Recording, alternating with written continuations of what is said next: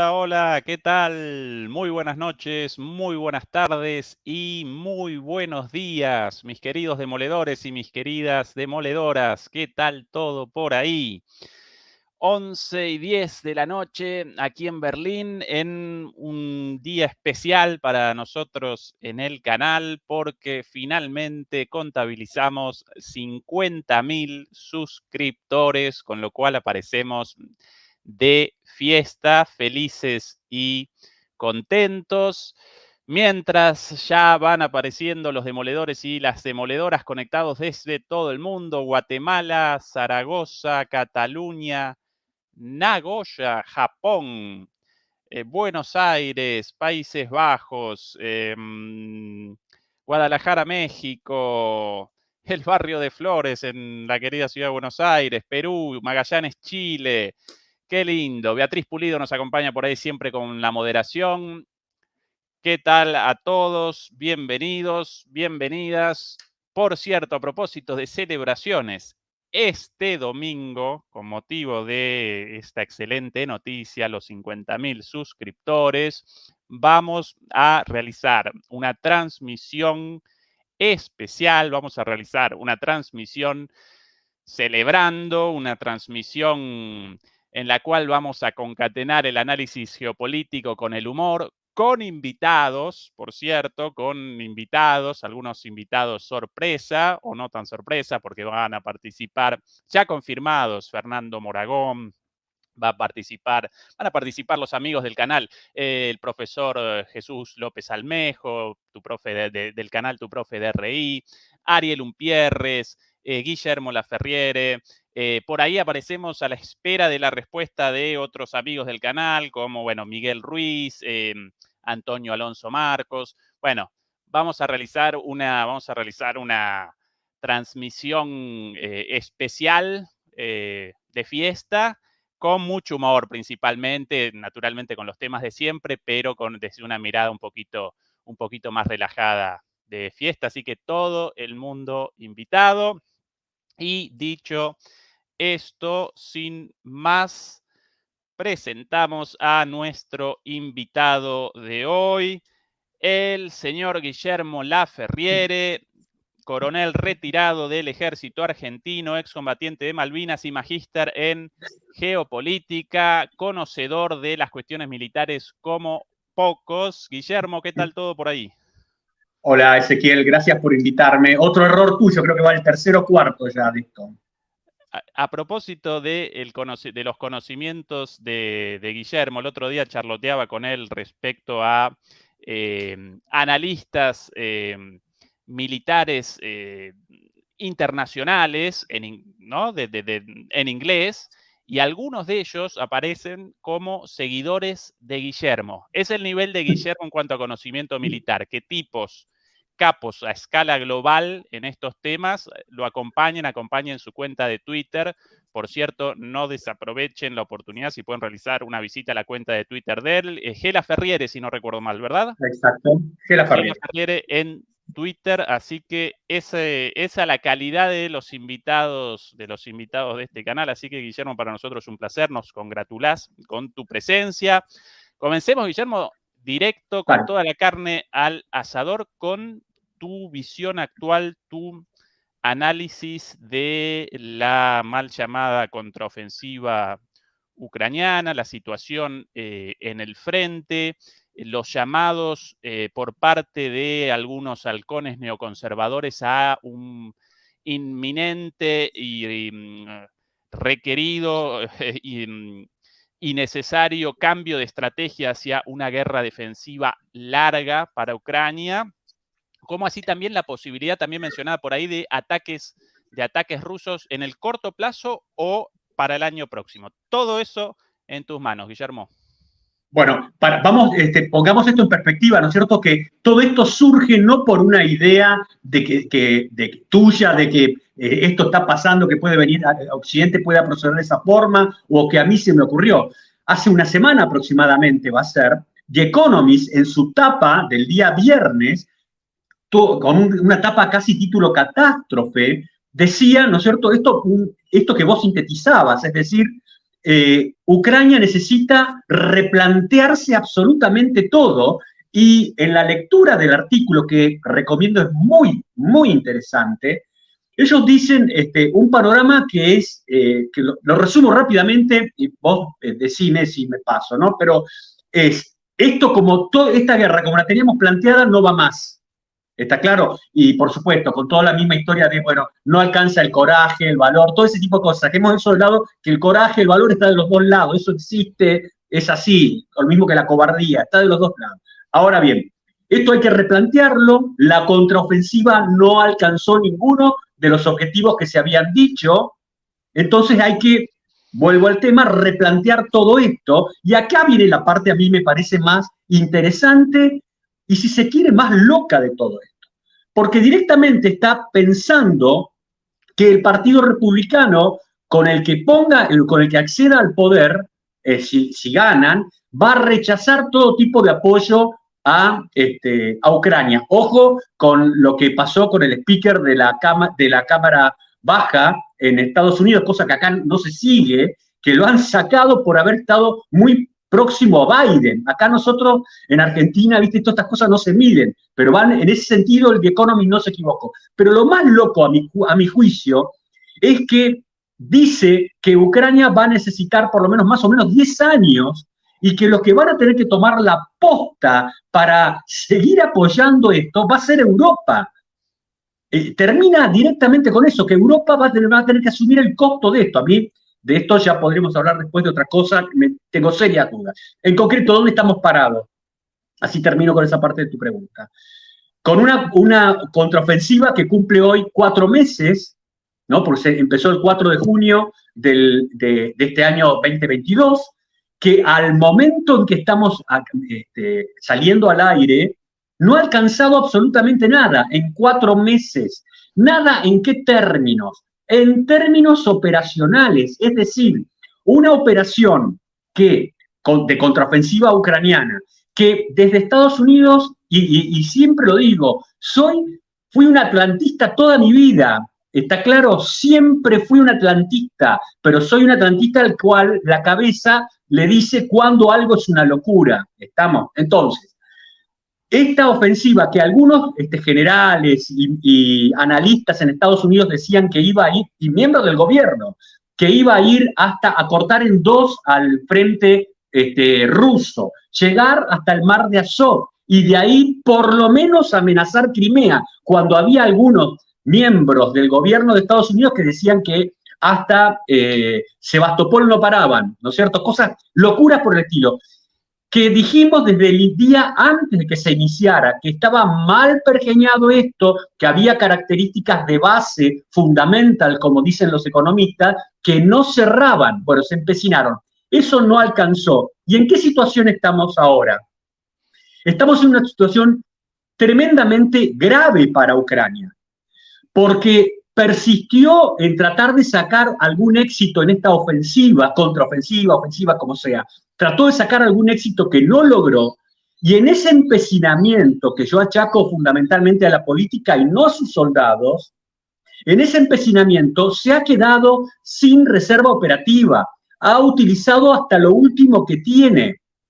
Y en esa situación de haber empeñado hasta lo último que tiene, es que lo que ha sucedido, que en otros sectores del frente, los rusos se han lanzado a una ofensiva limitada que ha clamado por las pocas reservas que le quedaban, ha debilitado aún más el frente, y todo esto se da en el marco de que, como empieza el otoño, la temporada de lluvias en esa zona de Europa, donde esa que se calcula, yo lo estuve viendo, lo posteé hace unos días, que seguramente para la segunda o tercera de octubre y mediados de noviembre va a terminar de convertirse todo el terreno en un lodazal. Entonces, todo lo que sean actividades pesadas, con medios pesados, fuera de camino consolidado, se van a ver imposibilitadas. El tema que está ahora es que Ucrania va a pasar todo este otoño para buscar, no sé de qué manera, eso se puede discutir, recomponerse, y vos tenés a los rusos que no han perdido en términos comparativos, en la misma proporción que los ucranianos, y esto es un hecho, no una apreciación, que no han perdido, van a poder estar en una mejor condición de afrontar lo que venga para el próximo invierno.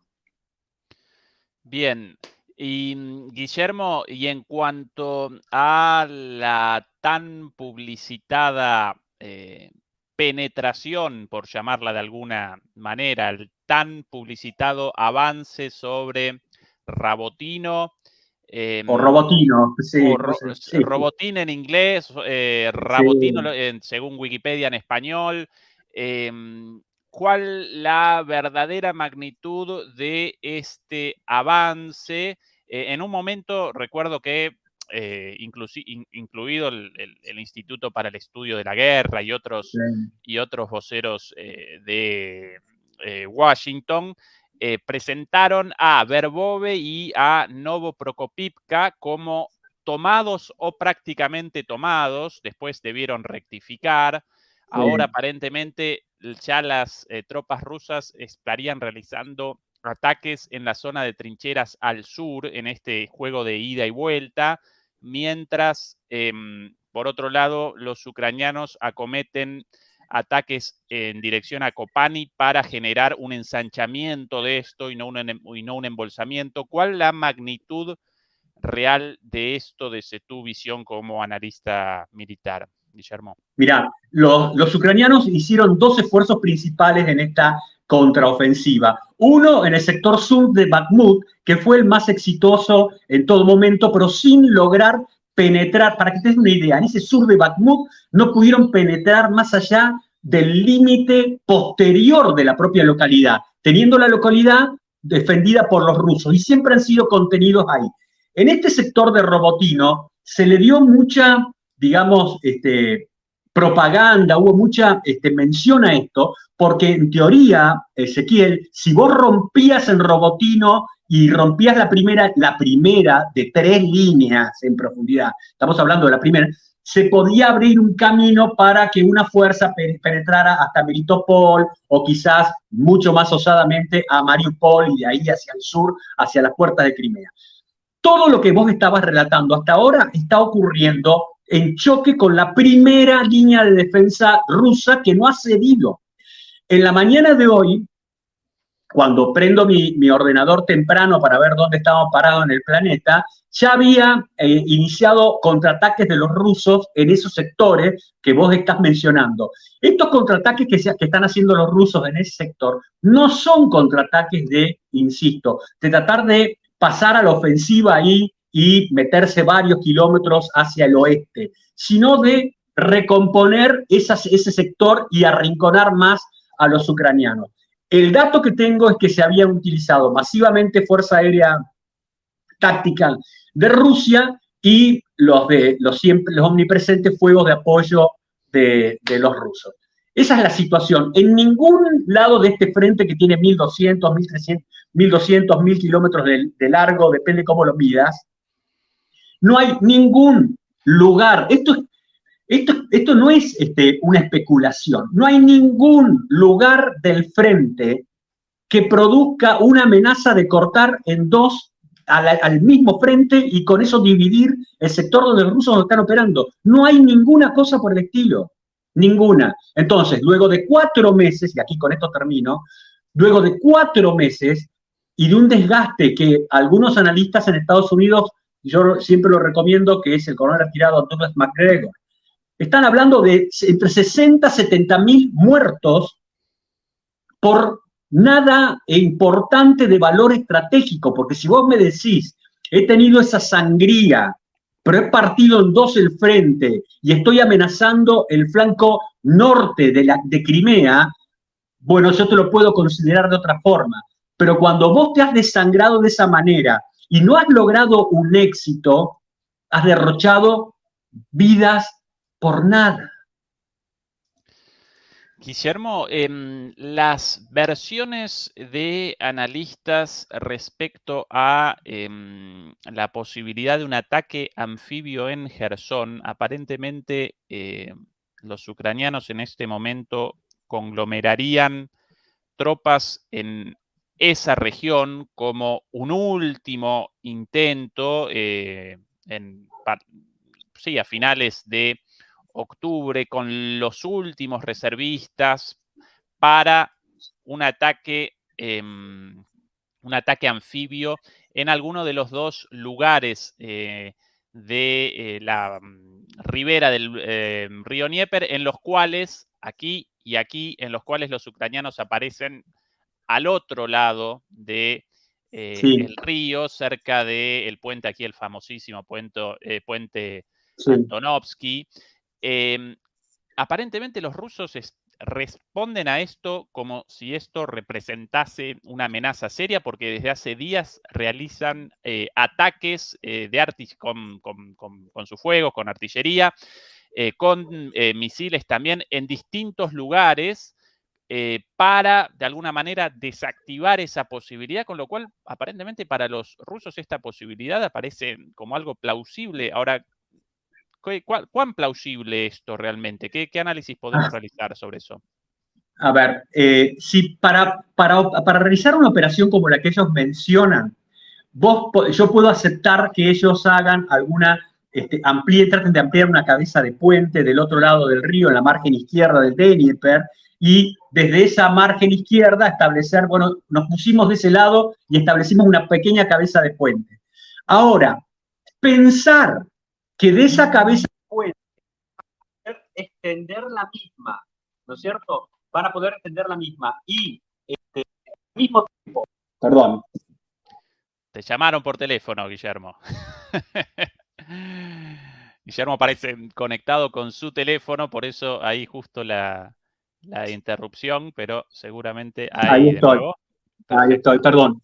Lo que quería decir es que, disculpas, lo que quería decir es que pensar que de esa cabeza de puente se va a poder organizar columnas de tropas que van a poder avanzar profundamente en el territorio que controlan los rusos me parece una locura, porque para eso vos tendrías que tener, y vuelvo con siempre la misma cantinela, una fuerza aérea táctica que te dé algún control del espacio aéreo durante toda la operación, una fuerza aérea táctica que te dé capacidad para vos para poder después penetrar.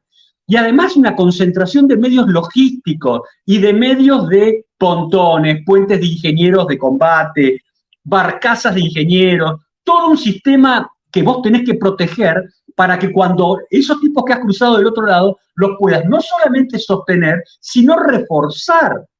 Entonces, a mí me parece que es algo medio extraño que eso pueda darse.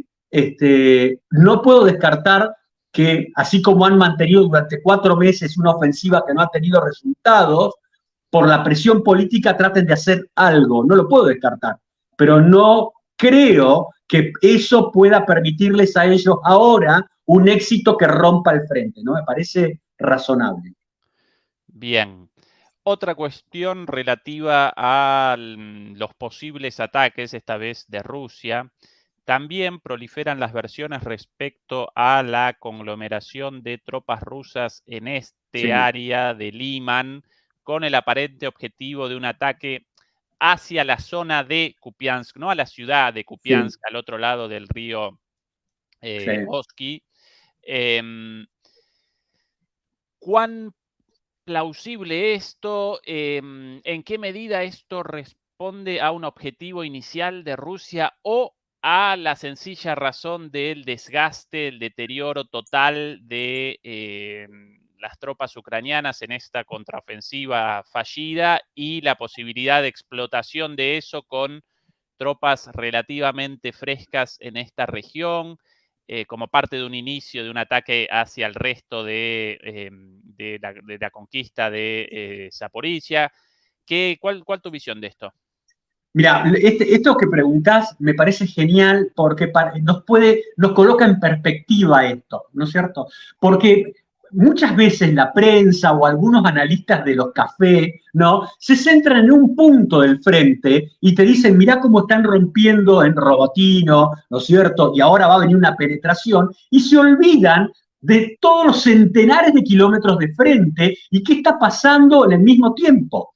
Entonces, vos mencionaste recién que está sucediendo más al norte de todo esto, Es lo que vos utilizaste una palabra explotación, es un término militar, que quiere decir que se hace, es una operación que normalmente viene a continuación de un éxito que se ha obtenido o de alguna falencia que se ha notado en el enemigo y que se la trata de, digamos, como dice el término, explotar, de sacarle provecho. Los rusos no están en condiciones ahora de hacer una operación ofensiva que vaya hacia el oeste en dirección a la margen izquierda del Dnieper por dos razones. La principal, a mi juicio, es que todavía tendrían que traer todas sus reservas. Ellos tienen alrededor de 300.000 hombres, 320.000 hombres en reserva que no han empeñado en el teatro de operaciones. Están en el teatro, pero no han sido empeñados. Tendrían que haber una movilización mayor para eso, para darle mayor fuerza.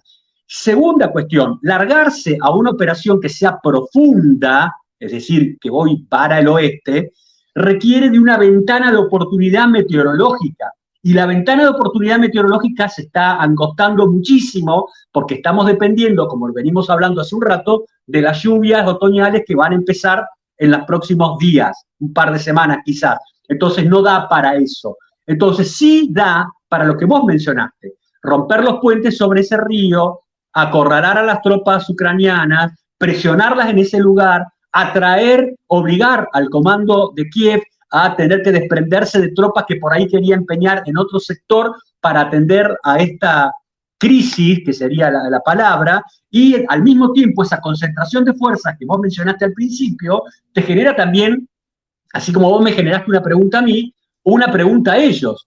Porque si ellos también te pueden contestar con esta lógica que yo te di, que los rusos no se van a dar en una ventana de oportunidad tan chica de lanzarse, de ir al Dnieper. Y si lo hacen, o sea, no podés tener una garantía escrita de que los tipos no lo van a hacer. Por ahí hay gente audaz que dice, en 10 días se lo vendieron a alguien y en 10 días lo hacemos. No lo podés descartar, Ezequiel. ¿Me comprendés? Entonces, actúa de tiene dos o tres efectos. Por un lado, aprovecha una debilidad. Atrae reservas del enemigo que tiene para empeñar en otro lugar y al mismo tiempo genera incertidumbre en el comando enemigo de qué puedo hacer. Esto, y ahí terminó, esto me remite, ¿te acordás cuando se desplazaron y están, decenas de miles de tropas rusas emplazadas en Bielorrusia sin ser empeñadas, ¿no es cierto? Cuando todo eso, esas tropas, se dice militarmente que actúan por su sola presencia sin operar. Es decir, vos tenés una masa de tipos en un sector que no podés decir, está bien, están ahí, no van a hacer nada. Vos no tenés que actuar o tenés que planificar como si esos van a ser empeñados en un momento que a vos no te convenga.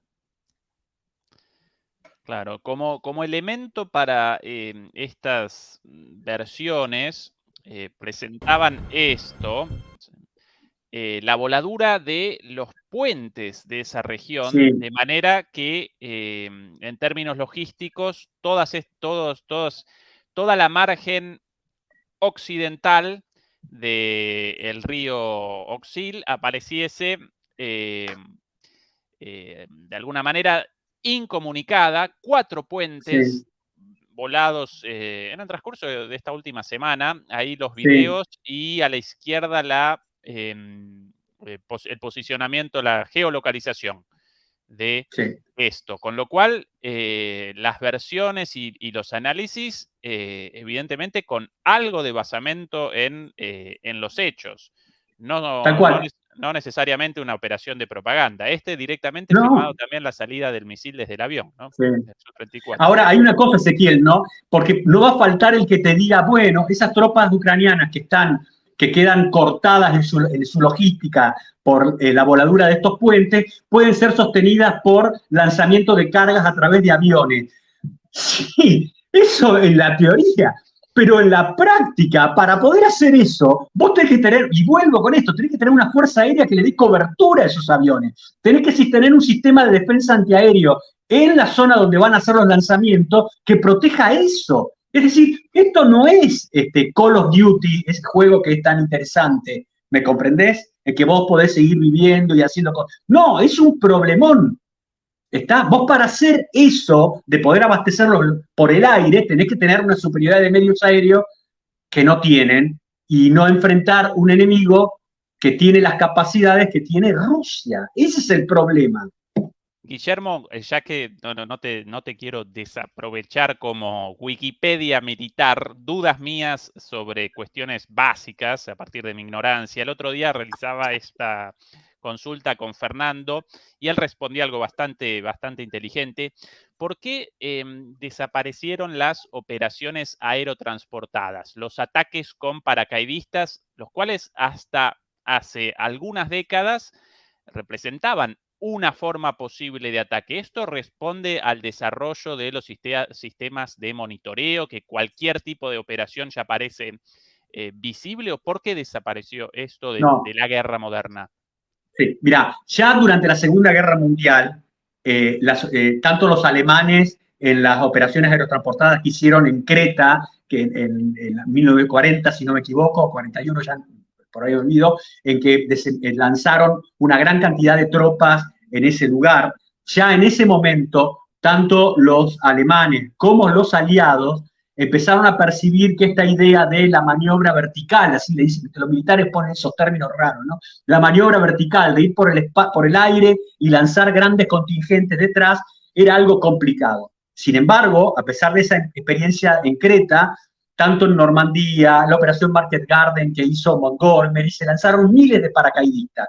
El tema está en que se lanzaron esos miles de paracaidistas sobre un enemigo que no tenía el control del espacio aéreo que tiene Rusia y que no tiene, y que si bien tenía defensas antiaéreas importantes, no de la magnitud que Rusia les puede imponer. Entonces, cuando un país va a empezar, va a operar, quiere utilizar operaciones aerotransportadas contra países que tienen estas capacidades, las mismas tienden a minimizarse. Entonces, vos podés tener operaciones aerotransportadas muy pequeñas, de lanzar un batallón, dos batallones sobre algún lugar, en algo que vos puedas asegurarle una cobertura local suficiente, pero pensar en operaciones aerotransportadas de miles y miles de hombres, como en el pasado, ya nadie lo cree, ya nadie lo cree.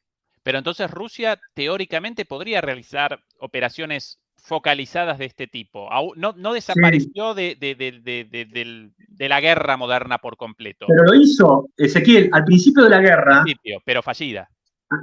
sí, fallida, pero cumplió con, sí, pero cumplió con lo que vendría a ser el decálogo de la buena operación aerotransportada, es decir, te metió en un aeropuerto próximo a Kiev una fuerza aerotransportada que se hizo del aeropuerto, creó toda una conmoción ahí y después tuvieron los problemas para sostenerla y todo ese tipo de cuestiones. Pero, insisto de nuevo, no es que las operaciones aerotransportadas están descartadas, lo que está descartada es que las mismas sean lanzadas con miles y miles de hombres. Eso hace rato que ya no podemos. Clarísima la explicación. Bueno, ya que comenzamos con las preguntas relativas a la técnica militar, yo acá con baba en la boca, porque todas estas cosas, si uno como analista político, económico, va recogiendo información de donde puede, pero muchas veces no aparecen respuestas así de claras sobre preguntas como esta.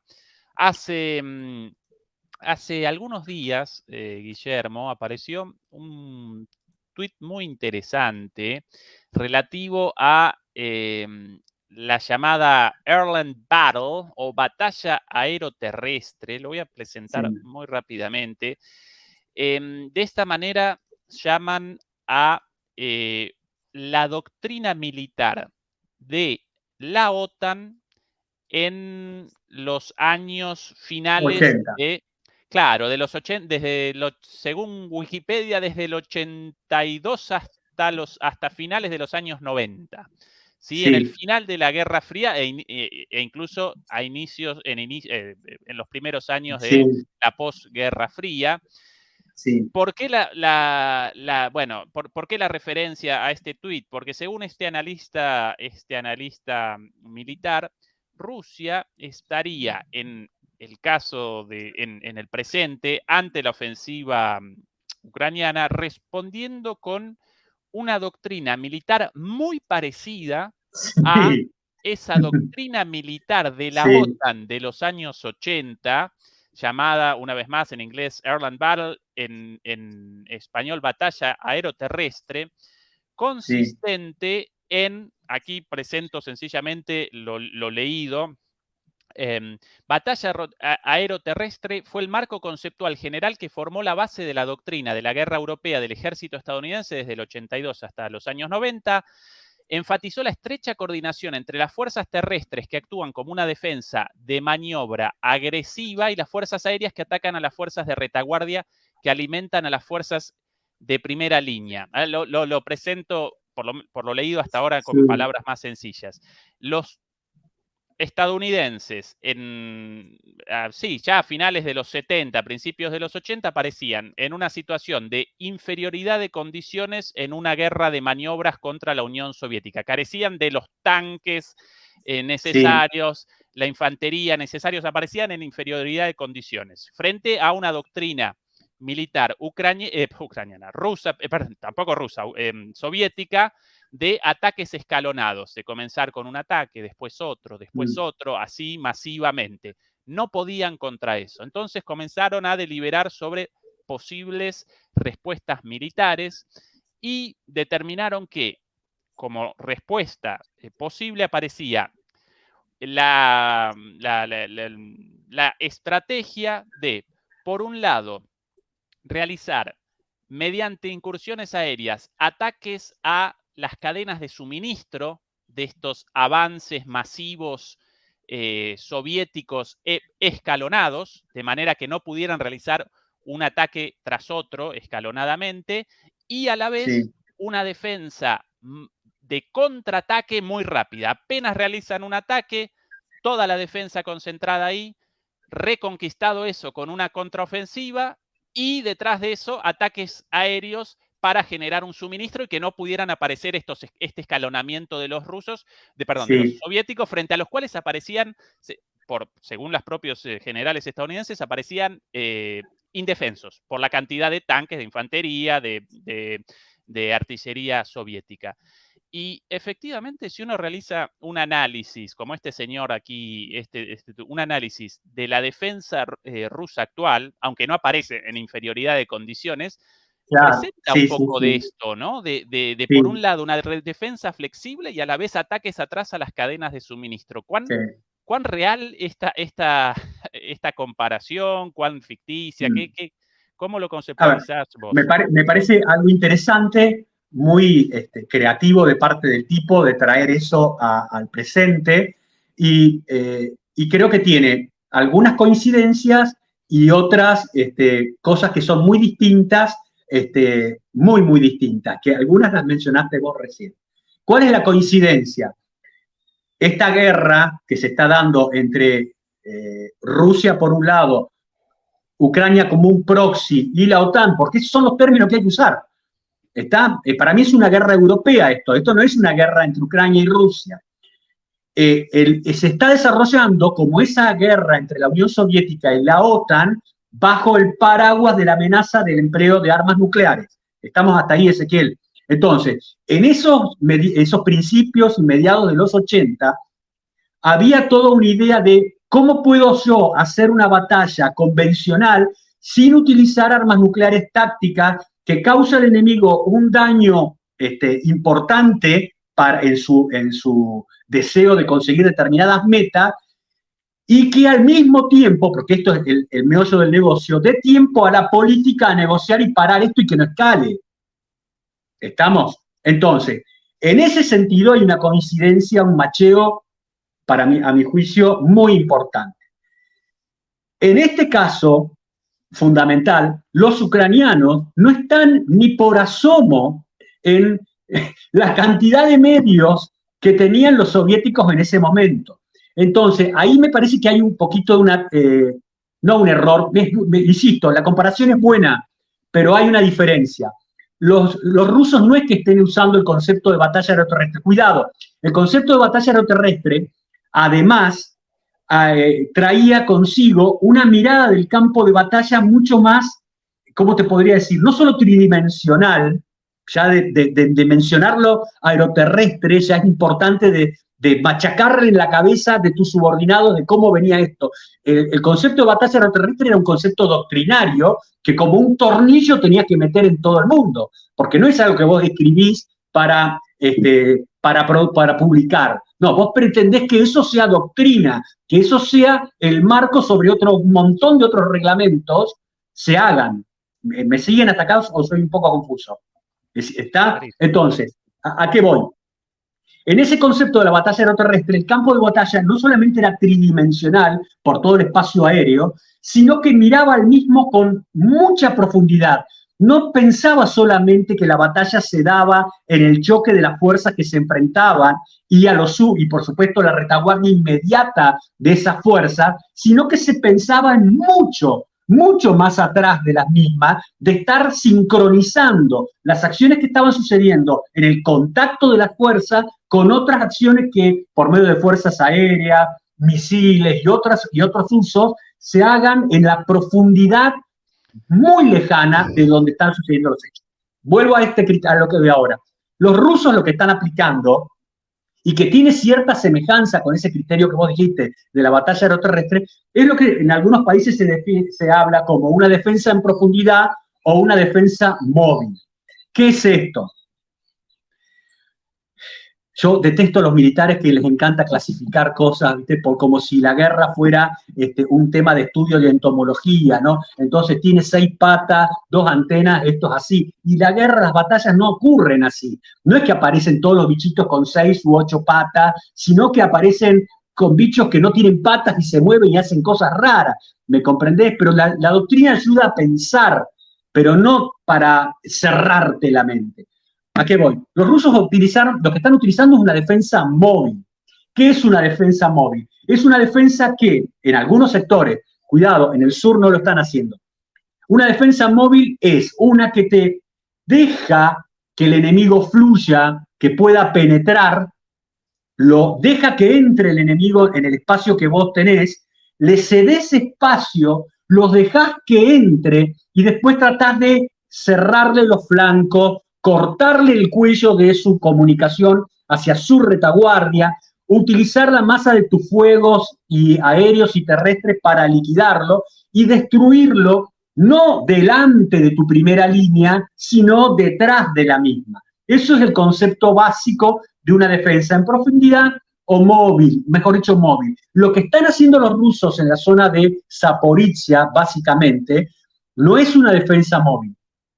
Es una defensa de área muy grande, donde tienen diferentes líneas defensivas fortificadas, con una profundidad entre cada una de ellas de varios kilómetros, y que en esos espacios que separan a cada una de esas líneas hay zonas fortificadas, minas, trampas, fuego planificado y un etcétera largo. ¿Me comprendés? Entonces, sí tiene razón ese artículo en el sentido de que hay una semejanza con ese concepto de la batalla aeroterrestre, ¿sí? Es todo un hallazgo eso que hizo este tipo, y más traer algo que tiene 40 años de antigüedad. Pero por el otro lado, la situación es diferente, es diferente, pero es una muy buena explicación. A mí me gusta. Sí, él no lo presenta como un robo, como los rusos robando de la doctrina de la OTAN de los 80, sino como una demostración de que esa doctrina de aquel entonces respondía al reconocimiento de determinadas situaciones muy inteligentemente y que los rusos naturalmente acompañan eso. Ahora, para mí como aficionado a las cuestiones de la guerra, Guillermo, desde el inicio de esta guerra, para mí aparece maravillosa la importancia de la doctrina militar. Yo hasta el inicio de esta guerra yo aparecía convencido de que más o menos todos los países realizaban la guerra de manera más o menos parecida y que el más fuerte iba a aparecer como ganador. Y hoy presencio una multiplicidad de perspectivas de la guerra y una importancia no solamente por las consecuencias, sino también como una profecía autocumplida. Si vos determinás que la guerra va a presentar estas características y que vas a realizar esto y va a aparecer lo siguiente, de alguna manera eso ya va determinando la guerra, para bien o para mal. Quizás cometas un error, pero tus propias acciones van determinando la Tal cual. propia guerra Tal de cual. manera tremenda. Tal cual. Ahora, fijemos un poco el marco de todo esto. Cuando vos agarrás el libro de Clausewitz de la guerra, ¿no es cierto? Que vos estás en la tierra de él, si bien era un poquito más al norte, ¿no? Lo que él expresa sobre la guerra son conceptos básicos, si bien el tipo los escribe enrevesado y encima no había corregido su obra cuando él muere y todo eso. Lo que él da son los conceptos que se aplican a cualquier nación. Es más o menos como Newton describiendo por qué la manzana cae del árbol y se choca contra la tierra. Eso no es discutible. La relación medios y fines, la fortaleza de la defensa sobre el ataque, hay un montón de cosas que él dice, ¿no es cierto?, sobre esto. El tema de la incertidumbre en la guerra, eso no cambia. Ahora bien, la doctrina es cómo los diferentes países, a través de sus fuerzas armadas, piensan que van a hacer frente a una guerra, es decir, cómo ellos, que saben que ese esquema de problemas y cosas que van a estar y que son inamovibles, cómo lo van a resolver. Y el tema de doctrina es tan importante que te doy este pequeño ejemplo.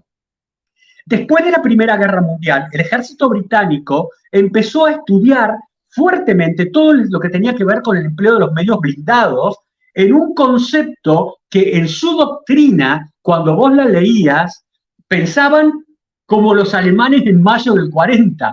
Y te estoy hablando de los años 20. La doctrina británica te daba un empleo de los medios blindados que parecía que era futurista. Sin embargo, esa doctrina no fue ni asimilada por el cuerpo de oficiales, no fue aprendida y hecha carne en ellos, ni además tampoco el ejército británico se surtió de los medios para que esa doctrina pudiera ser llevada a cabo.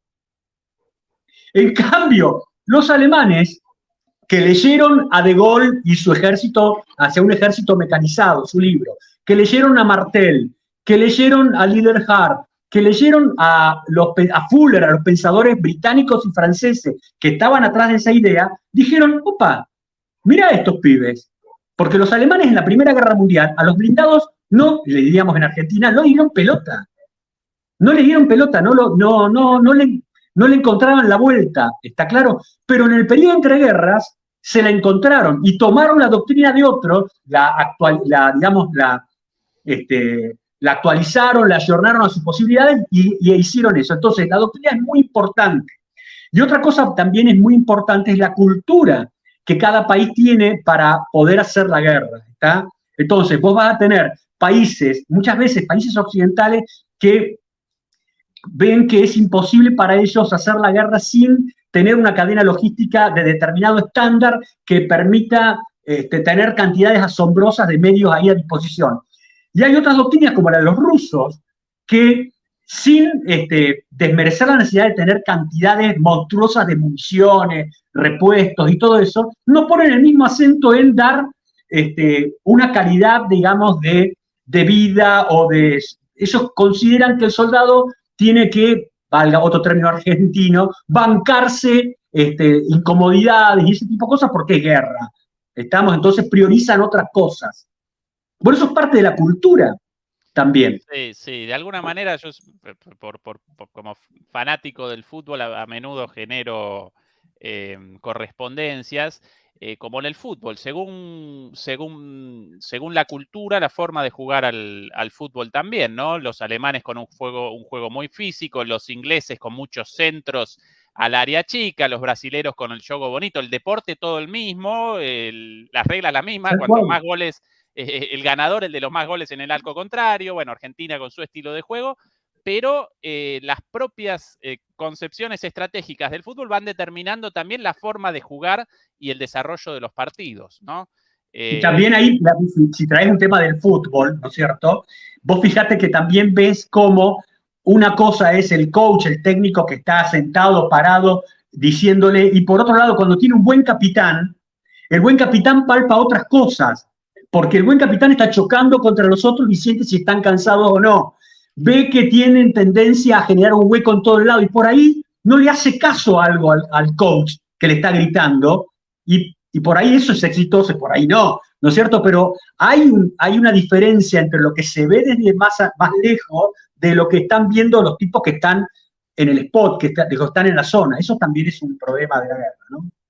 Sí, también correspondería a esa frase futbolera de el otro también juega, ¿no? Por De que supuesto, pero pueden presentar ese un es otro. planteo táctico Ajá, fantástico, pero después, una vez iniciado el partido, cada uno va respondiendo de distintas maneras, claro. naturalmente. Y también otro tema que también acá se ha minimizado y se ha exagerado con eso, y se ha exagerado no en cuanto a lo que se dice que ya era una estupidez, sino en repetirlo. ¿Cuál es el concepto que se tiene de los soldados rusos? Borrachos, absolutamente, que combaten borrachos, analfabetos, tipos que salen de o de un hospicio psiquiátrico o de una cárcel de máxima seguridad porque se comen chicos vivos, que son directamente criminales o la escoria de la tierra que largan a pelear, frente a otros tipos que son angelicales, buenos, no dicen malas palabras. Bueno, es muy sonso todo ese tema. Y con eso vos no formás análisis. Con eso haces propaganda, pero no haces análisis. La última, Fernando, la última, Guillermo, por cierto, quiero Tengo más recordar a todo pelo, el mundo tengo más que pelo que Fernando. Tengo seguro, más sí, pelo que Fernando. tampoco muy difícil eso, Algo. Guillermo. Sí. No, también. Tampoco muy Poco difícil, más. un poco más seguro. Quiero recordar a todo el mundo que con motivo de los 50.000 suscriptores alcanzados en esta madrugada, este domingo vamos a realizar una transmisión especial con invitados y además de análisis geopolítico, también mucho humor y algunos juegos pensados con ustedes, demoledores y demoledoras, algunas encuestas, algunas cosas muy divertidas.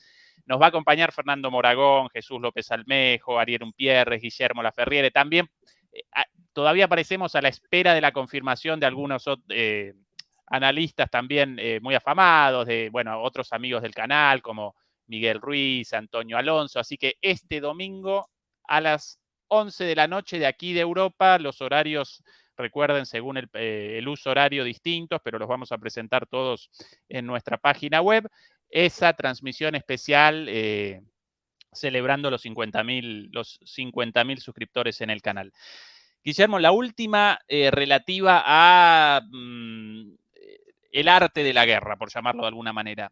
¿Qué parecidos y qué diferencias aparecen en esta guerra con respecto a la Primera Guerra Mundial en cuanto a la guerra de atrición, el uso de trincheras, la importancia de la infantería, a la vez cosas nuevas como drones o como la propia Internet? ¿Cuánto de repetición y cuánto no en una guerra para muchos sorpresiva en cuanto a su desarrollo, considerando la producción teórica de los geoestrategas hasta este momento respecto a que la guerra iba a presentar hacia el futuro una evolución completamente distinta a esta? Bueno, a ver, hace décadas que cuando muchos analistas creen que la guerra es un lugar donde hay un tablero y tipos que apretan botones y no hay nadie que patee, que camine, nadie que tenga que conquistar un bloqueo, no existe nada de eso. Bueno, ya han tenido todos esos analistas muchas guerras donde eso se ha hecho evidente en el siglo XXI, pero siguen sin captarlo, cosa que a mí me conmueve por su candor. Pero más allá de eso, vos decís ejemplo de la Primera Guerra Mundial. Vos sabés que tiene mucho, porque la Primera Guerra Mundial comenzó como una guerra de maniobras. Vos tenés dos tipos de guerra cuando vas a estar combatiendo dos países. Una guerra de maniobras, que es la cual vos te estás moviendo para tratar de ocupar una posición en el terreno, en el espacio que te coloque en una situación ventajosa con respecto a la otra. Y otra, una guerra de desgaste. Eso es otra cosa que no se ha entendido. Esta guerra empezó como una guerra de movimiento por parte de los rusos. Guerra de movimiento que muchos te decían, estos los rusos que se creían que en 3 días iban, no sé, ninguno de esos que te lo dijo eso accedió a ningún documento, a nada que pueda respaldar eso. No existe esa cuestión. Quizás el día de mañana encuentren un documento en el Kremlin que decía 3 días y medio. No sé, no tengo idea, pero que ese documento yo no lo he visto a nadie. Empezó como una guerra de movimiento que tan mal no le fue a los rusos, pese al costo que tuvo, porque a la semana, eso lo vivo diciendo, A la semana de iniciarse las operaciones, los ucranianos estaban en Bielorrusia tratando de ver, bueno, cómo encontramos un acuerdo. Y en abril, 2 meses después, estaban por firmar una paz en Turquía. O sea que tan mal no fue el tema.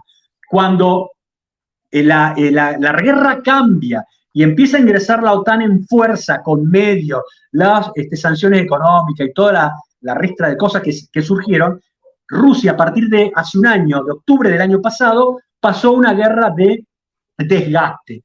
En una guerra y en eso se parece a la Primera Guerra Mundial, en una guerra de desgaste es una donde las fuerzas en presencia lo que tratan de hacer es brutal lo que voy a decir, matar más que el otro y a una tasa tal que haga que el otro no tenga capacidad para reponer ni sus hombres ni el material. Y acá está lo loco, porque si vos estás en una guerra de movimiento, de maniobra, y vos te estás defendiendo de un enemigo que actúa de esa forma, la teoría indica que vos debés buscar de tratar de llevarlo, canalizarlo a un sector donde su maniobra se vea restringida, de forma tal de que vos le puedas pegar y contragolpear. ¿Me seguís hasta acá? Completamente. En una guerra de aniquilamiento, no, sino de una guerra de desgaste, el que tiene mayor fuerza, ¿no es cierto? El que tiene mayor fuerza descansa en eso, y el que tiene menos fuerza, no solamente tiene menos hombres, sino que tiene menos logística, menos y mayor dependencia, como es el caso de Ucrania, de la buena voluntad de otro para poder seguir peleando, la lógica indica que vos no sigas el ritmo de guerra que te impone el otro, porque el otro que quiere es que vos choques, que busques pegar, porque mientras vos estés cerca, él te va a pegar, te va a destruir y te va a matar más gente. Es así, los términos me van a matar acá, pero es así. Va a matar más gente, va a causar más heridos, va a destruir más materiales y te va a generar mayores problemas a vos que no tenés una tasa de reposición igual. Entonces, la lógica indicaría que Ucrania, en vez de seguir el tempo que le marca Moscú, lo que tendría que haber hecho es replegarse, obligar a los rusos a maniobrar nuevamente, pero por lo menos salir de esta situación donde la iniciativa, en este sentido, la tienen los rusos. Guillermo, y la cuestión de los drones, porque hasta hace algún tiempo machacaban los teóricos militares con el papel de creciente importancia de los drones, pero con drones de características similares a las de un avión de combate sin tripulación, como estos Reaper estadounidenses y demás. En esta guerra de repente proliferan los drones de tamaño chino, por llamarlo, de tamaño Amazon, de estos comprables a través de Amazon, con una granada colgada, como una manito soltándola, y determinan la destrucción de una brigada o en una trinchera. ¿Qué reflexión realizás respecto a esto? Varias. Una, que hay inclusive drones aún más chicos que eso, del tamaño casi de una abeja grande, que se lanzan de a gran cantidad con sistemas, con medios para poder obtener visualización, ver el campo de qué es lo que está pasando. Hoy, en ejércitos avanzados como el de Israel, un grupo de 10 soldados tiene un dron pequeño que lanzan como si fuera una lanzadera con gomas, ¿no es cierto?, que lo tira y sale, y que le permite a esa pequeña patrulla ver qué está pasando 3, 4 kilómetros adelante, ¿me comprendés? O detrás de una colina. O sea, eso ya está y no va a decrecer. Ha generado un gran problema. Y los drones también lo están teniendo, que es la cantidad que hay, que vos son muy pequeños y que vos no podés decir, bueno, tiramos para arriba con los fusiles o con armas antiaéreas y la batimos porque son muy pequeños. Entonces, ¿qué es lo que está pasando? Se está apelando al empleo de la guerra electrónica, que es lo que están haciendo los rusos, que han adelantado todos sus sistemas de guerra electrónica. Esto de la guerra electrónica viene ya desde la Segunda Guerra Mundial. Hay 3 tipos esto es medio, la guerra electrónica es casi un conocimiento de alquimistas, ¿viste? Esos tipos que iban en la época del Renacimiento y le vendían a algún señor, yo troco estos metales en oro, ¿y cómo lo haces? No hay problema, bueno, o los tipos que hacían cañones. Hay tres tipos de acciones en la guerra electrónica básicas. Una es tener tus medios electrónicos para captar las señales que emite el enemigo. Ojo que las señales no son solamente las comunicaciones que hace.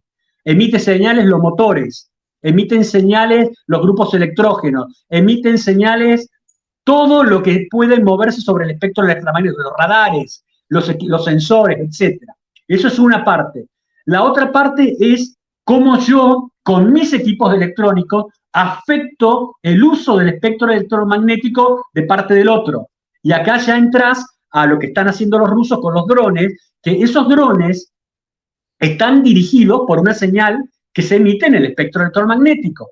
Entonces, hay sistemas de guerra electrónica, no tengo idea cómo hacen, que rápidamente van buscando frecuencias en las cuales se están dando órdenes a esos drones o para tratar de afectarla, o directamente barren en una parte del espectro electromagnético, lo plagan de señales que desestabilizan en la transmisión de esas órdenes. Es un chino lo que estoy hablando. Y hay una tercera variante, que son todas las acciones de guerra electrónica que vos hacés para proteger tu uso del espectro electromagnético de parte de lo que te puede hacer el enemigo.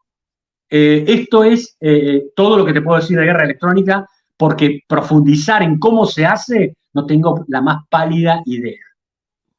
¿Está? Tenés que saber muchísimo de electrónica. Esto es una cosa de tipos nerd de la ingeniería electrónica, de la ingeniería en comunicaciones, de gente muy particular. Ahora, evidentemente, los rusos realizaron una apuesta en este sentido en el pasado, por lo menos en el pasado reciente, mientras que otros países, evidentemente, no, realizaron apuestas por otros desarrollos, ¿verdad? Porque sí, por lo pero menos se equivocaron, ahora parece... sí, se equivocaron en algo. Ajá. Ellos, viste que hubo una etapa de esta guerra donde los rusos empezaron a pedir que les proveyeran drones de todos lados, ¿no es cierto? Porque hasta que su industria se puso a calibrar y a producir los propios. ¿Está? Es decir, no es que ellos habían rechazado los drones, lo que pasa es que se focalizaron en determinado tipo de drones. Y cuando vieron este aluvión de cosas como la que vos mencionás, de drones tipo Amazon que aparecen por todos lados, los tipos se dieron cuenta que tenían un gap ahí importante y que tenían que llenar con otros que les proveyera hasta tanto se pusieran en frecuencia, digamos, de eso, ¿no? ¿Sí? De acuerdo, no, mi comentario sobre lo de la guerra electrónica. No, más vale. Más vale, pero vos sabés que esto que te estoy diciendo de la guerra electrónica, varios analistas lo vienen diciendo, sí, de que desde hace varios meses los rusos adelantaron sus sistemas de guerra electrónica hasta proximidad del frente para tratar de dar la mayor cobertura posible a las tropas sobre las acciones de los drones. Y de hecho, han logrado bastante éxito. Ojo, no hay ningún arma, superarma en la guerra que te permita a vos un porcentaje de seguridad del 100%. Siempre va a haber una brecha, siempre va a haber algo que se cuele, pero vos lo que estás es generando mayores problemas al otro para poder operar. Esa es un poco la idea, ¿no? Otra pregunta a partir de mi ignorancia sobre cuestiones militares. Guillermo, la intercepción de los mensajes codificados, encriptados, y la decodificación de eso como en la Segunda Guerra Mundial, recuerdo ahora películas sobre estos temas, ¿eso también de alguna manera representaba una forma incipiente de guerra electrónica o eso lo conceptualizan como otra cosa? No, era guerra electrónica y es la primera guerra electrónica que yo te decía, esa de escuchar, digamos, o captar todas las señales que emite el enemigo. Porque no solamente por vos traducir qué es lo que dicen o tener acceso a las comunicaciones que hacen cifradas, ¿no es cierto? Sino de dónde salen las emisiones. Porque vos fíjate todo el problema que esto genera. Si vos emitís mucho desde algún sector, en general te van a pegar. Y entonces lo que se trata de hacer, y van a decir, bueno, si se emite mucho desde un sector del campo de combate, es que ahí hay un puesto comando, un centro logístico, alguien que... Entonces, ¿qué se tiende a hacer? A separar las antenas emisores emisoras a gran distancia de los lugares donde se producen las señales que van a esas antenas. ¿Me seguís? Ahora, ese tipo para complicarte más las cosas, desde hace muchos años, el sistema de encriptado no se hace solamente por un tipo que prepara un mensaje y alguien que teclea algo y sale un parte que está encriptado y eso se traduce. No, en la misma forma en que se está hablando, como estamos hablando entre nosotros dos, el mensaje se va encriptando en la medida que llega hacia vos. Y no solamente que se va encriptando, digamos, de un paquete inicial hasta que llega a vos, sino que se encripta desde que sale de mí, se vuelve a encriptar otra vez pocos segundos después, y así sucesivamente hasta que llega a vos, vos lo podés escuchar. Es tremendamente complejo. Y hay sistemas de guerra electrónica que buscan encontrarle cuál es el timing que se están moviendo para ir a hacer esos cifrados. Es tremendo, o sea, hay un mundo ahí afuera sobre el tema de lo que es guerra electrónica que no tenemos idea de la complejidad del mismo, de la complejidad que tiene. Qué interesante. Che, abandono por un momento mis preguntas sobre cuestiones técnicas, Guillermo, para comenzar con el análisis de algunas de tus publicaciones, principalmente en Twitter, y una vez más recuerdo la cuenta de Guillermo en Twitter, @gelaferriere, @gelaferriere, y recuerdo una vez más que el otro día charloteaba con Guillermo sobre uno de los analistas internacionales más renombrados en cuanto al análisis militar, un estadounidense devenido en analista militar en Rusia, un defector de alguna manera, pero con análisis militares muy buenos. Bueno, ese señor aparece como uno de los seguidores de Guillermo, nada más y nada menos. Es el nivel de los análisis de Guillermo, que tipos recontracapos, maestros en lo suyo, a escala global, acompañan sus publicaciones.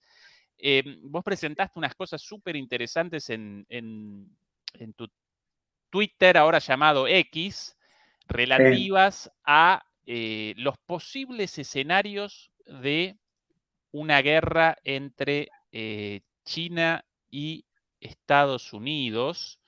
Sí. Este de aquí lo vamos a presentar. Escribo demasiado. Sabes que tengo una amiga periodista que me dice, tenés que pausar más, pero yo suelo producir 2 o 3 reportes por día, qué sé yo, no sé. Yo feliz. Y además de esto, esto como conocimiento a la vanguardia. De esto no he leído nada, quizás en algunos otros lugares seguramente cosas publicadas también, pero por lo menos para el común de los mortales sobre esto no he leído nada hasta ahora en cuanto a escenarios posibles en una guerra entre China y Estados Unidos de aquí a X tiempo. Algo, por ejemplo, Fernando Moragón, quien nos acompaña todos los domingos y nos va a acompañar este domingo naturalmente también, él presenta esta guerra como inevitable, así de sencillo. Así de sencillo, y para Fernando Moragón, los chinos ya parecen convencidos de la inevitabilidad de esta guerra y en preparación para esto. Vos acá presentás directamente escenarios concretos sobre cómo podría materializar esto. Todo tuyo, Guillermo. Bueno, estoy por ahí recordarme alguna cosa que me puedo haber perdido. Cuidado que no solamente Fernando lo dice. John Mearsheimer, que es un pensador norteamericano respetadísimo, que debiera ser más respetado y más tenido en cuenta, él también lo ve como inevitable. Yo tengo mis dudas con respecto a esa condición de inevitabilidad y creo que puede darse, puede evitarse. Lo que no quiere decir que por error se llegue, lo que no quiere decir que no se hagan previsiones y que lo que no quiere decir que en la periferia de todo esto, de China y de Estados Unidos, se pueda producir. Básicamente lo que yo trato de explicar es que, viste que los militares y los analistas militares suelen pensar que lo que están viviendo hoy va a ser la guerra que va a ser en el futuro. Eso está muy, muy dicho, ¿no es cierto? Y esa tendencia es muy fuerte. Entonces, muchos hoy piensan que una guerra entre Estados Unidos y China va a tener las características que tiene una guerra como la que estamos viendo en Europa hoy. Es decir, una guerra de alta intensidad, eso sí va a ser de alta intensidad, y de larga duración. Yo creo que no. Yo creo que no. Y la tercera diferencia importante es que esta guerra que estamos viendo es básicamente una guerra de características continentales. Continentales que es terrestre. Estoy usando un término decimonónico. Cuando se hablaba de la guerra continental, se hablaba de la guerra que había en Europa, ¿no es cierto? Ok, entonces, dicho esto, si hubiera entre Estados Unidos y China, la preponderancia de esta guerra estaría en todo lo que tiene que ver con las capacidades navales de uno y otro y con las capacidades de sus aéreas. Y ahí cuando digo aéreas, quiero ya directamente, para no volver a decirlo, está metido todo lo que tenga que ver con el control del espacio fuera de la atmósfera, todo lo que tiene que ver con el uso del espectro electromagnético, todo lo que tiene que ver con la ciberguerra. Lo estoy simplificando, porque si no, habría que hablar de cada campo en particular. Pero cuando yo digo, digamos, todo lo que tiene que ver con el componente aéreo de esa guerra, meto en el paquete todo eso. Si bien me aplazaría cualquier, digamos, purista, me parece que para divulgarlo es más entendible. Entonces, y ahí me ato a qué experiencia del pasado podemos tener nosotros para poder discernir o pensar ideas de cómo podría ser un enfrentamiento directo entre China y Estados Unidos, y la única que se me ocurre es la Guerra Fría entre la Unión Soviética y Estados Unidos, en el cual ambos contendientes tenían claro que un choque directo iba a llevar a una escalada nuclear que iba a ser un desastre para ambos, ¿está? Pero que en el medio, más abajo de ese llegar al umbral nuclear y usar los medios, vos podías, como cuando hablábamos del concepto de la batalla aeroterrestre, darte un combate convencional que tuviera alguna capacidad de escalamiento que en todo su conjunto, desde que se da el combate y el primicio del escalamiento, el escalamiento llevó al uso de armas nucleares tácticas dentro del espacio militar donde se está peleando, das tiempo a la política de encontrarle una salida y no llegar al holocausto. ¿Estamos hasta ahí? Sí. En ese sentido, las fuerzas terrestres de la OTAN en la Guerra Fría servían de ese colchón donde se pudiera combatir con los soviéticos, quizás se pudiera dar, y seguro se iba a dar, el empleo de armas nucleares tácticas, pero en ese colchón, que podía durar 2 semanas o menos, se daba tiempo a la política a buscarle una salida de win-win para los dos. Acá no hay una salida de uno que se impone cuando los dos tienen capacidades nucleares. En este sentido, a mí lo que estuve pensando es que la única posibilidad es que lo dan las armadas de esos dos países. Las armadas de China chocando en algún lugar del mar de la China con la armada de Estados Unidos. Cuando vos hablas de las armadas, estás hablando de sus sistemas aeronavales, de sus submarinos, de todo el paquete, ¿está claro? En ese choque, que a diferencia del choque que estábamos hablando antes, en un combate naval de este tipo, no duraría semanas, Ezequiel, duraría horas, quizás un día, ¿está claro? No tendría nada que ver con lo que fue Midway en el 42, no tendría nada que ver con lo que se vio en los combates aeronavales de la Guerra de Malvinas de 1982. 1982, Ezequiel y amigos que nos escuchan, es la prehistoria para lo que estamos viviendo hoy, para los sistemas que hay hoy. ¿Está claro? Para que se den una idea, hoy China tiene en su costa, y cuando digo en su costa, por favor no entiendan a la orilla de la playa, en sus zonas costeras, sistemas de misiles que pueden pegarle a un portaaviones a 3.500 kilómetros de distancia. ¿Está claro? Entonces, todo eso, un choque, lo que yo imagino es que si se diera una guerra entre China y Estados Unidos, sería básicamente una guerra naval. No, yo descartaría la idea de tropas de desembarco norteamericanos marchando hacia el territorio continental chino o Hong Kong para invadirlo.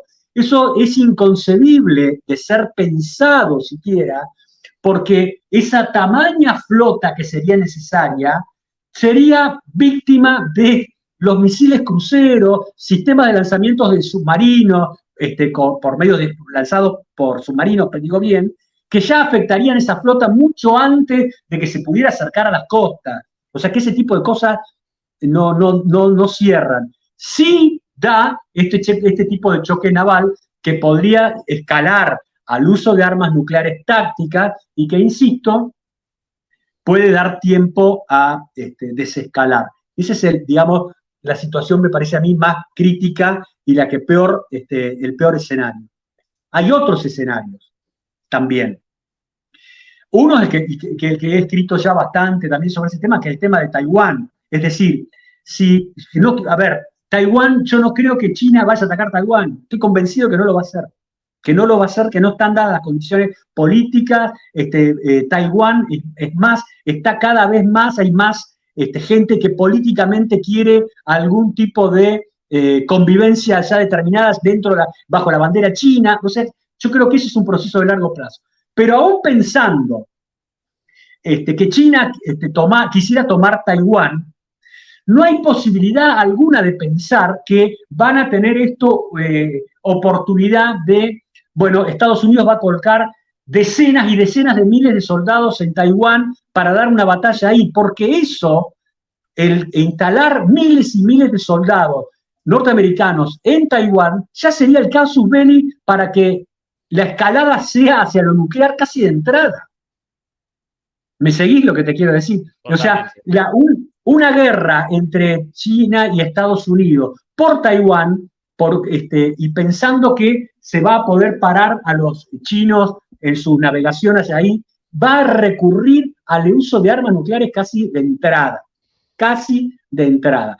Y las fuerzas chinas, las fuerzas taiwanesas, per se tienen capacidad de resistir, de pelear, pero no de enfrentar a China de ninguna manera.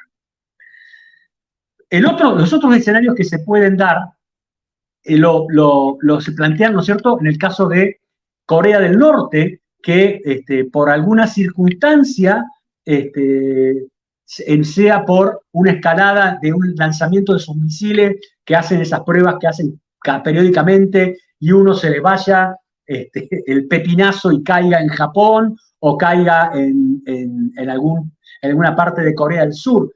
Eso podría dar un escenario de confrontación militar que puede ser convencional y contenida durante un determinado tiempo, pero casi de inmediato China va a estar ahí con el tema, me parece que apoyando a Corea, y esto tiene una potencialidad de escalada, es uno de los escenarios. Y en esa potencialidad de escalada hay que entender de qué funciona Corea del Norte para China, con todos los problemas que tiene este estado hereditario de una familia, ¿no es cierto? Es decir, Corea del Norte es un tapón geopolítico para China, un tapón geopolítico que evita que Corea unificada tenga una frontera, en la frontera de China, tropas norteamericanas. Esto lo sabe todo el mundo. Lo que no quiere decir que a largo plazo puedan darse condiciones de una Corea que se unifique, haya una salida del régimen que hay en Corea del Norte y al mismo tiempo ese gobierno que se establece en Seúl no tenga más fuerzas extranjeras en su territorio. Eso en el largo plazo puede darse, no se puede ver hoy, ¿no sé? Pero ese es uno de los lugares. Guillermo, yo descarto muy cortita, tapón grande para China y tapón chiquito para Rusia también. Pero también, por algo, también a ver. Corea del Norte con la vez pasada, el encuentro entre Putin y Kim Jong-un en Vladivostok, aquí, en esta frontera. Exactamente. Pero ahí me parece que más que, porque muchos acá en Argentina pensaron, Rusia está con la lengua afuera y fue a pedirle ayuda a Corea del Norte. A mí me parece que la jugada fue distinta. A mí me parece que la jugada fue, mirá, Corea del Norte, aprovecho y te digo, nosotros también estamos acá ayudando y apoyando, ¿me comprendés? porque están enfrentándose, Rusia está enfrentándose a Estados Unidos. Entonces va a hacer lo que pueda por generarle mayores problemas a Estados Unidos. Está en la lógica de las cosas que están sucediendo. ¿Estamos? Ahora, y después yo descarto escenarios como los que algunos piensan de una fuerza militar china invadiendo las Filipinas, o yéndose directamente contra Vietnam, o yéndose a Japón. No tiene nada China ahí que lograr. Sí ganar problemas, no tiene nada que necesite ahí. ¿Me comprendés lo que te digo? Entonces, los escenarios son muy puntuales de donde puede haber problemas. El más caliente es todo el sector de la Mar de la China, todo el Mar de la China, es el más peligroso porque es donde hay fuerzas extrarregionales y regionales que están permanentemente viéndose las caras. Eso ya de por sí te genera un potencial de escalada. Y el otro tema es Corea del Norte, que pudiera darse una situación, digamos, que se salga de madres. Ahora bien, acá tenemos un tema para tirarlo y no tengo la solución, que es, esto es la situación hoy. Esto es la situación hoy y en un horizonte previsible. Pero China está construyendo una armada oceánica, Ezequiel. No está solamente teniendo una armada que es fuerte para defensa de sus costas y, digamos, todo lo que vendría a ser muchos centenares de millas lejos de la costa. No, está desarrollando capacidades de una armada oceánica. Ya hay buques chinos que han participado, inclusive que han entrado al Mar Negro hace pocos años atrás para hacer ejercicios con los rusos. Ya hay buques de la Armada China que han estado operando junto a otras fuerzas multinacionales, Estados Unidos, India, Rusia, muchos países de Europa, en el Cuerno de África para controlar la piratería. Ha habido ejercicios militares con Rusia en la parte sur de África, junto con los sudafricanos, pero están construyendo eso. Entonces, te quiere decir que a largo plazo, posiblemente los chinos busquen tener capacidad en una armada oceánica, pero eso es en un horizonte tan largo que no me animo a proyectarlo al mismo. Pero están encaminados en esa dirección, que les va a llevar, Ezequiel, corto acá, décadas, porque no es construir, volvemos a la doctrina, ¿no? No es construir los barcos y formar los marineros que van a ir arriba del barco. Es generar una cultura de una marina oceánica. Una marina oceánica tiene una cultura muy diferente a una marina costera. Es una marina oceánica, una marina que tiene más una mirada de fuerza expedicionaria, que tiene otro tipo de sostenimiento logístico, que tiene otra concepción del empleo, que está más aislada para operar. Por eso le va a llevar mucho tiempo. Sí. Ahora, en cualquiera de esos escenarios, Guillermo, considerando cualquiera de esos escenarios, tanto en un conflicto derivado o originado por una disputa, por un enfrentamiento en el mar de la China, en Taiwán o en Corea del Norte, ¿qué mal negocio realizó Estados Unidos cuando generó las condiciones para una alianza entre China y Rusia? Porque si apareciese China bloqueada por este lado, Rusia no solamente representaría un excelente aliado en términos de apoyo militar, sino sencillamente de paso hacia el resto del mundo, incluida Europa. Pero tal cual, mira, lo hemos dicho, no sé si acá en tu programa, pero lo he dicho varias veces, y cuando lo menciono, mucha gente le causa gracia, no lo perciben. Lo dijo Kissinger, lo dice Mersheimer. El peor error estratégico de Occidente se ha cometido en el siglo XXI y que lo diferencia de lo que era la Guerra Fría. Porque en la Guerra Fría, con todo lo que se puede decir, a mi criterio, Nixon fue uno de los últimos grandes presidentes de Estados Unidos, con todos sus problemas. Era un tipo que tenía una visión estratégica, tenía una mirada, entendía cómo funcionaba el mundo. Y tuvo al lado de él un tipo como Kissinger, que la cabeza le funcionaba a 1000 por hora. A 1000 por hora. Era una máquina de generar ideas y alternativas. Bueno, ellos quiebran eso que vos decís al revés. Te lo pusieron, van y lo visitan a Mao. Yo no puedo entender el país que hizo que tuvo esa jugada geopolítica magistral, que debiera ser estudiada por cualquier tipo que hace relaciones internacionales para entender la audacia de la maniobra, la maniobra, separó o explotó las disidencias que había entre la China y la Unión Soviética y las separó del juego.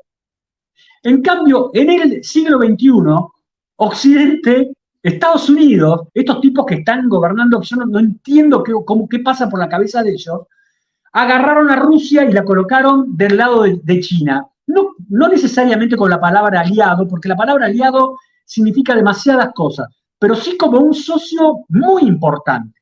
China con este vuelco que va a durar muchas décadas de Rusia hacia China, primero que nada, se libera del cuello de botella del estrecho de Malaca, la importancia de la geografía. El estrecho de Malaca es un lugar donde las armadas de Indonesia, los tipos de Singapur, todos los que están ahí, más con alguna ayuda de otro, te bloquean el paso de todo el ingreso de cosas que China necesita y que vienen cruzando todo el Océano Índico. Teniendo a Rusia de su lado, tiene un abastecimiento de materias primas impresionante para ello. Segundo, tiene esa proyección terrestre que vos mencionaste, esa prolongación que le da Rusia, es Eurasia, esa prolongación que lo lleva hacia la Europa occidental, que es esa península de Eurasia. Pero además de todo esto, con el deshielo que se produce en el Ártico y con los 24.000 kilómetros de costa que en el Ártico tiene y controla Rusia, que es la que mayor presencia militar tiene en ese sector, China tiene también otro paso naval para poder manejar sus cosas, evitando este bloqueo que le hacen en el mar, que le podrían hacer en el Océano Índico. Bueno, ese es el tema, lo que han hecho con esta cuestión de Rusia. Es tremendo. Sí, de acuerdo. Y hoy día, interesantemente, Xi Jinping rechaza un encuentro con Biden, pero lo recepciona, lo cumplimenta a, a Kissinger de visita claro. En China, recibido por Xi Jinping, nada más y nada menos. Tal cual, lo comentamos en otro programa, porque, la vez pasada, a ver, mucha gente piensa que en Estados Unidos no hay debate de todo lo que está pasando. Hay un debate que ya no es un debate sordo, y no es un debate que estalla solamente en algunos sectores del Partido Republicano. Estalla también en el mismo Partido Demócrata, con la figura de Kennedy, que dice cosas que son inadmisibles para este Partido Demócrata esta administración Biden que está gobernando. Dice cosas como el desastre de la decisión de estar prolongando esta guerra, del desastre de no haberla evitado, del desastre de no tratar de pararla y de llegar a un acuerdo y terminar con esto de una forma realista, del desastre de estar suministrando miles y miles de millones de dólares cuando en tu propia casa tenés problemas gravísimos de infraestructura, el tema bendito del fentanilo, los extremos en que se han polarizado, tan radicalizados la política en Estados Unidos. Entonces, cuando un país que es una gran potencia, Estados Unidos, tiene esos problemas internos, es difícil que tenga la cohesión para estar jugando de manera coherente fuera de sus fronteras. No sé. Completamente de acuerdo.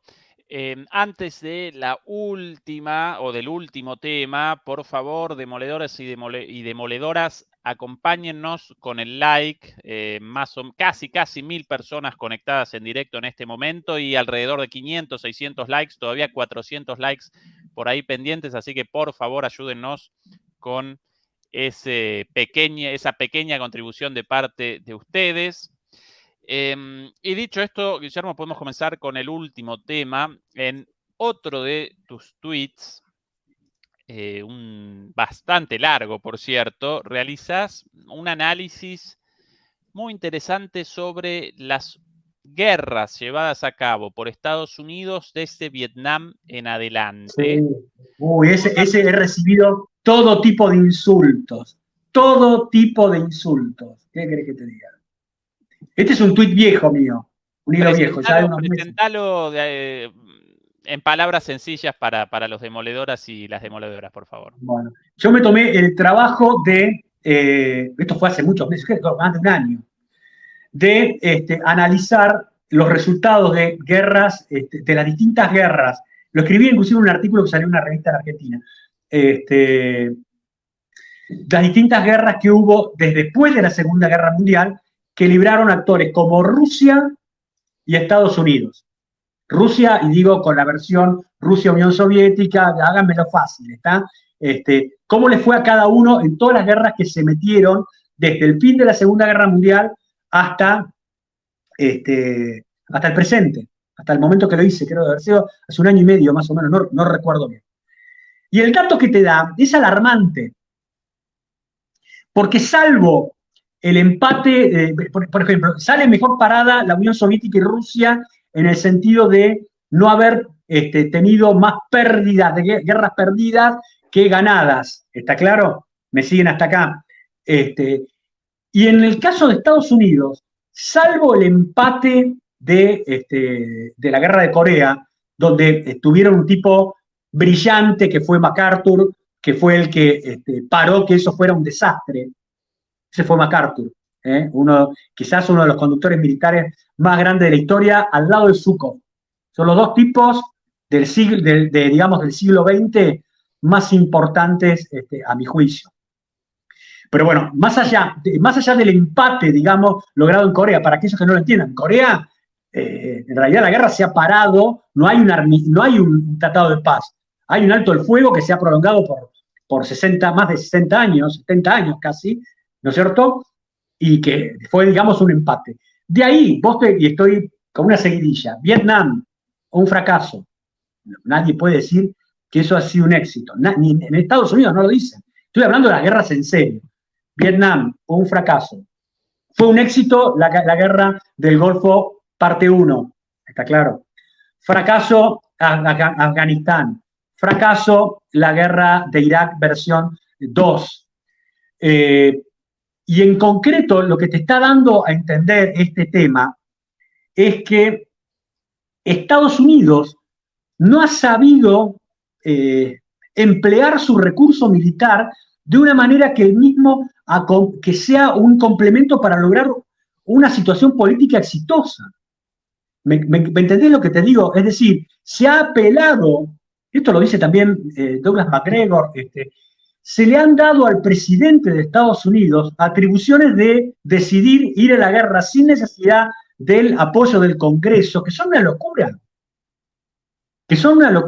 ¿Me comprendés? Entonces, ojo, no es lo mismo que si estuviera recibiendo un ataque inmediato, ¿no es cierto? Obviamente el presidente tiene la atribución de responder a eso, pero no de lanzar una guerra porque sí.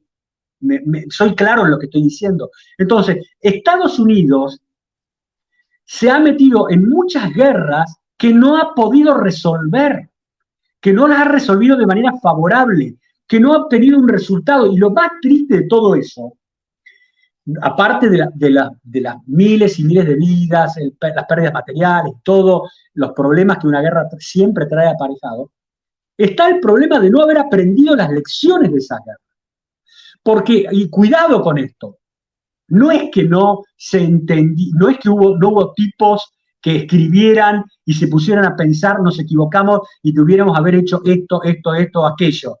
Los hubo. No les dieron bola, Ezequiel. ¿Me comprendés? No se les dio bola y se siguió teniendo al recurso militar como una herramienta para generar resultados políticos más importantes que otras. Lo que ha llevado a un desastre, y a un desastre que aplica a la credibilidad propia de Estados Unidos para ser un socio confiable en este tipo de asuntos. Porque recordemos, y acá te cierro con esto, Estados Unidos se va de Vietnam arreglando Kissinger con Le Duc Tho en las conferencias de París el tratado y después le avisan al tipo que estaba en Saigón, che, nos vamos.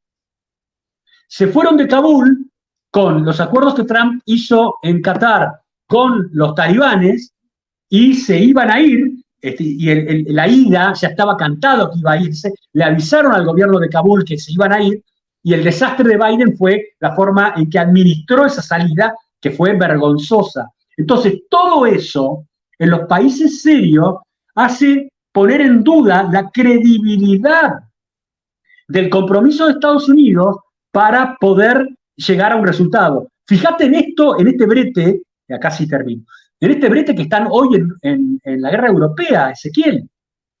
Una guerra en la cual, las palabras de Biden, Biden ha colocado la resolución de esta guerra como si fuera un hecho vital para Estados Unidos, cuando no lo es.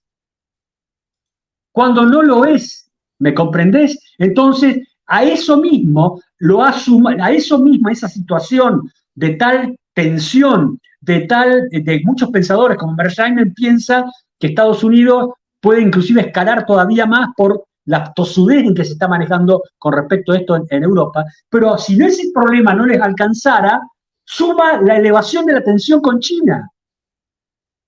Entonces vos te pones a pensar y decís, acá no hay cierto nivel de racionalidad. Mearsheimer tiene cierro acá, en una de sus conferencias que dio hace un año y algo y medio, el tipo va a China, donde lo invitan habitualmente a uno de estos think tanks de alguna universidad, ¿no es cierto? Y cuando el tipo lo presentan, las primeras palabras que dice, y él se ríe al decirlo, dice, estoy contento de estar en China, porque estoy rodeado de realistas. ¿Me entendés? Estoy rodeado de realistas. Y cuando yo hablo en Estados Unidos, no entienden lo que yo estoy diciendo. Estoy rodeado de gente que no analiza las cosas en función de lo que puede realmente suceder. Y que creen que pueden imponer por su mirada o sus visiones de cualquier forma. Y eso no funciona así. Sí, Jeffrey Sachs realiza una reflexión en el mismo sentido, Guillermo, respecto a la falta de comprensión de los líderes estadounidenses. Jeffrey Sachs también estadounidense, un economista, pero también analista geopolítico. Para él, de Kennedy en adelante, ahí seguramente debe aparecer una interna, él no lo presenta a Nixon como uno de los estadistas estadounidenses del siglo XX, porque originalmente demócrata, ahora devenido en alguien muy crítico tanto de Biden como de Trump, pero él realiza la siguiente reflexión. Frente a la pregunta de cómo no pudo Estados Unidos despachar militarmente a Vietnam de manera rápida, considerando el enorme poderío de los Estados Unidos en términos absolutos y también en términos relativos frente a Vietnam, un país muchísimo más poderoso. ¿Cómo no pudo Estados Unidos con los talibanes? ¿Cómo no pudo Estados Unidos con Irak, más allá de el derrocamiento de Saddam Hussein, pero después con un colapso en cuanto al establecimiento de un orden cercano a los Estados Unidos ahí y el comienzo de una guerra civil? ¿Cómo no pudo con este? Bueno, según él, un país puede presentar una potencia, puede presentar un poderío enorme, incluso frente a un país mucho más pequeño, un poderío en términos relativos más grande aún, pero ese poder presenta indefectiblemente necesariamente límites. Con ese poder, las grandes potencias no pueden realizar lo que quieren. Ni siquiera con ese gran poder pueden determinar una guerra contra un país mediano en otro lugar del mundo. Y eso no connota la falta de poder, sino que la propia naturaleza de ese poder presenta determinadas limitaciones. Y para Jeffrey Sachs, los líderes estadounidenses, desde Kennedy en adelante, carecen de idea respecto a los límites de ese gran poderío estadounidense. Una reflexión y además parecida a la tuya. Sí, ahí agregaría una cosa más, ¿no?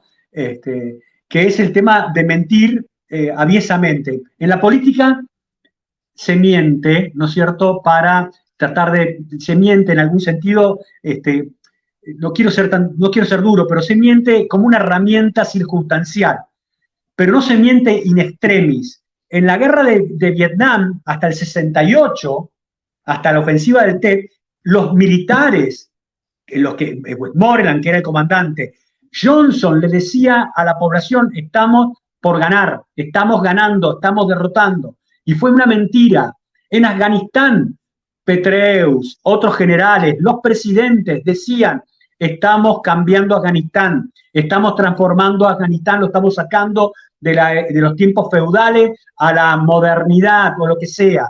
Y fue un fracaso. Entonces mienten abiertamente sobre estas cosas y eso es muy triste. Y es muy triste particularmente para mí, Ezequiel, porque yo soy un tipo del orden liberal. Yo no vengo de un orden de las izquierdas, ni mucho menos. Yo te lo dije antes, ascribí al atlantismo, siempre estuve de ese lado, pero las cosas son como son, y no como uno quisiera que fuera. ¿Está? Vos un analista realista, Guillermo, y de ahí tus reflexiones. Sí, Más sí. allá de tu corazoncito. Recuerdo la frase de Gramsci, ¿no? El optimismo del corazón, pero el pesimismo de la cabeza. Uno Cosa puede que querer una cosas, vez, pero con la cabeza fría, ¿no? Porque si no. hace muchos años, más de 10, me habían invitado en una universidad, la Universidad de Quilmes, me invitaron para ser parte yo estaba en actividad en ese tiempo, y me invitaron para ser parte de unos equipos que hacían estudios sobre los temas de capacitación, los temas militares y ese tipo de cosas. Y había ahí 2 o 3 personas, una muy amable y con la cual yo tengo tenía una muy buena relación, otro es un amigo personal mío, y otro que eran funcionarios del Ministerio de Defensa de ese entonces, ¿no es cierto? Y entonces estábamos discutiendo un paper que yo había ofrecido, que había puesto para discusión, y este tipo, uno de ellos me dice, vos, Guillermo, el problema que tenés es que sos realista, y sos muy realista, y hay instituciones en el orden internacional que hacen a solucionar los problemas. Y yo le dije, ¿sabés cuál es tu problema? Le dije que vos tendrías que tener muchísimas dudas y prevenciones de un militar que no sea realista. Porque un militar que no sea realista te va a vender cualquier cosa y te va a llamar a tomar cualquier decisión.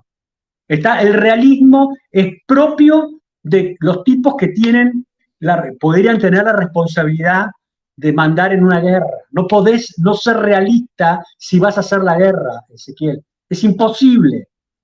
Es imposible. Sí, completamente de acuerdo. Y con respecto a nuestro país, Guillermo, un país no puede, no puede presentar vocación de grandeza si no puede establecer un diálogo con fundamentos, con divergencias, pero con fundamentos sobre políticas estatales. Y en ese sentido nosotros directamente carecemos como país, carecemos de pensamiento estratégico respecto a estas cosas. Directamente, independientemente de tu se línea. ignora. Exactamente. No se ignora. Ahí aparece Es un más, vacío nuestro como país, como sociedad, independientemente de tal cual. la línea política de cada quien. Tal cual. Pero bueno, uno de los desafíos de nuestro querido país. Pero perdón, Sí. te corto con esto muy cortito.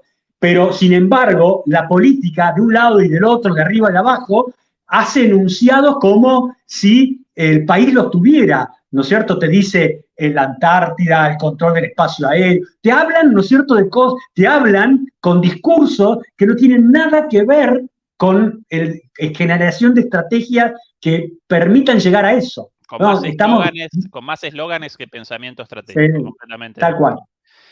Guillermo, un placer la charla hoy con vos. Quiero recordar más de 1000 personas conectadas. Quiero recordar una vez más que este domingo vamos a realizar una transmisión especial en la cual naturalmente va a participar Guillermo también, pero va a participar además Fernando Moragón, Jesús López Almejo, Ariel Umpierres. Con motivo de los 50.000 suscriptores vamos a realizar una celebración con un poquito de geopolítica y otro poco de humor y algunos jueguitos, algunas cosas pensadas para que participen ustedes, los demoledores y las demoledoras, este domingo a las 23 horas, a las 11 de la noche de aquí de Europa. Los tiempos, los horarios correspondientes para cada país los vamos a presentar en la página, así que todo el mundo invitado a esa transmisión este domingo. Como siempre, el cierre tuyo, Guillermo. No, nada, agradecer la oportunidad de poder charlar estas cosas que para mí son una pasión, te puedo asegurar. y no tengo tantos espacios en Argentina para hacerlo, esa es la verdad. Acá en Europa tampoco tantos, ¿eh? En esta clave crítica, pero sí, quizás Bien. un poquito más que allá, quizás. Bueno, demoledores, demoledoras, hasta la próxima y una vez más recuerden, bueno, el agradecimiento obviamente una vez más por los 50.000 suscriptores, pero la celebración de eso este domingo, así que por favor recuerden eso, recuerden acompañarnos ahí. Dicho esto, hasta la próxima. Chau a todos. Gracias. Chao, chao.